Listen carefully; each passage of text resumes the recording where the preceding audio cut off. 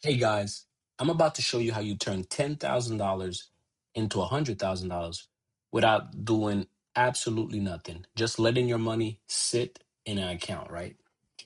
If you didn't watch my previous video, go watch my previous video because I give a lot of information talking about, as a beginner, what are the best investment choices that you have available to you.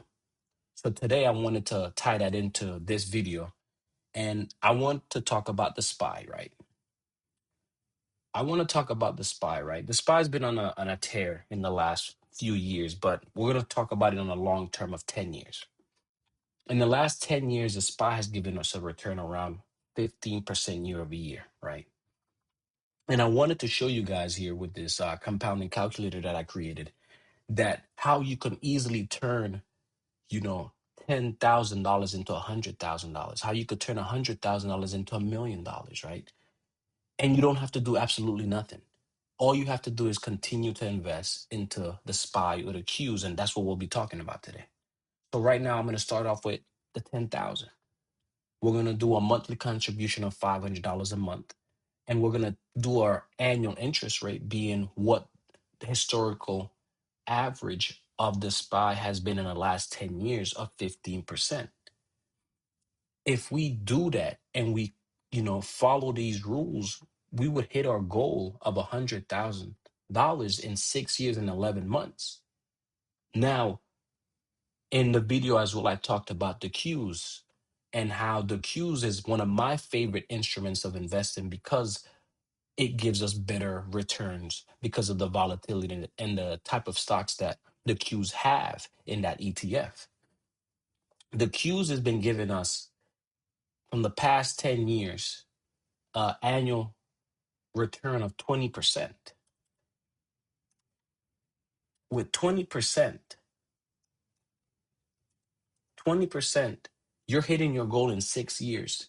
If I told you, if you put $10,000 into the S&P 500, into the Qs, and you did a monthly contribution of investing into that security for the next 10 years, you would be at $260,000. I know that many people out there that could do a lot of things with $260,000. You would hit your goal of $100,000 in 6 years, right? But we have to remember the purpose of this channel is not to just buy the S&P 500, the Qs. That's one of the easiest way to invest, one of the smartest ways to invest, in my opinion.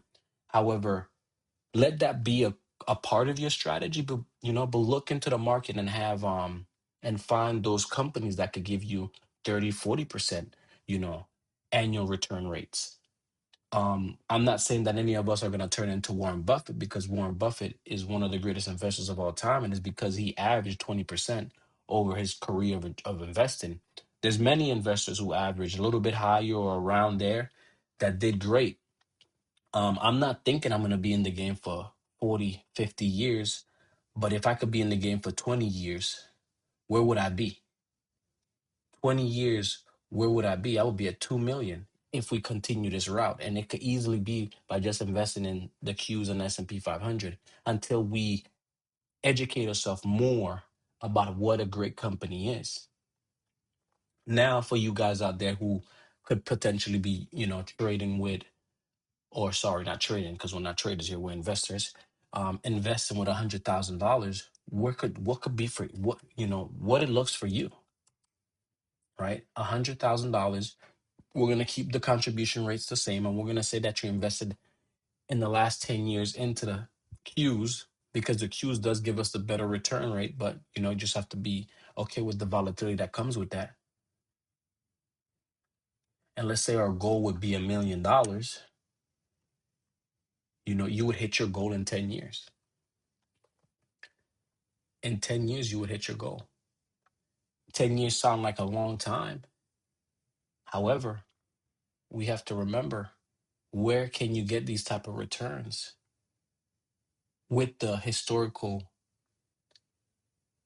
evidence that the Qs and the SPY has give you? And like I said, our goal here is to learn how to find great companies that are going to give us bigger returns. What if you can average 25% for the next 10 years? Now you're hitting your goal. If your goal is to get to 1 million, now you're hitting your goal in 8 years and 7 months. Let's say you had a great tear. Let's say you in the last 10 years you average, let's say 27%. Let's say 27%, and now you're at 8. Let's say you're going a crazier tier. Let's say you did 32%. Let's say you did 32%.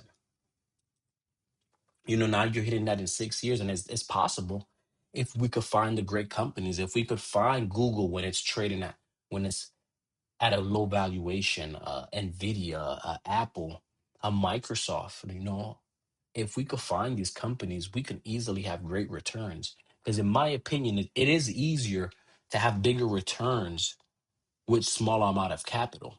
I think, more money you have while you're investing, it becomes a little bit more difficult because imagine you having $100 billion. You're not going to take that $100 billion and invest it into 5 stocks. That would be pretty reckless, I would say. Even though, they could be great companies, but I don't think you would want to leverage yourself to that point.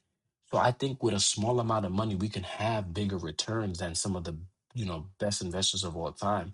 Not saying that we're going to be better than them, but we do have the potential to be better than them. There's nothing special, they are special, but there's nothing crazy or what they did that we can't duplicate. They don't have some secret strategy. And, for my next video, we'll talk about that. Thank you for coming back. And I just want to make a quick video for you guys. Subscribe, like, and leave me a comment. What can I do to make these videos better for you guys? If there's a topic that you guys could be potentially interested in, put it in the comment section. I'll see you for the next one.